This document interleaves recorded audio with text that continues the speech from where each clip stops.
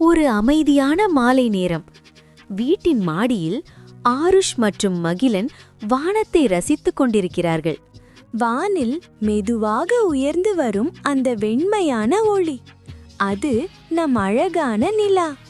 ஆருஷ் கூறினான்.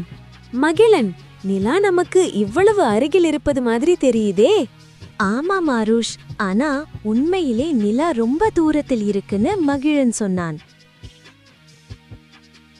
பூமி மற்றும் நிலா இரண்டுக்கும் இடையிலான சராசரி தூரம் சுமார் 3,84,400 கிலோமீட்டர்.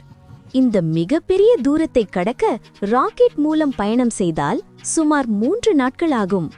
பூமியின் ஈர்ப்பை தாண்டி ராக்கெட் விண்வெளியை நோக்கி புறப்படுகிறது. ஒரு காலத்தில் நிலா சோறு ஊட்டினோம், இன்று நிலாவில் கால் பதிக்கிறோம். இது மனிதனின் மிகப்பெரிய சாதனை. நிலாவின் ஈர்ப்பு சக்தி பூமியை விட 6 மடங்கு குறைவு.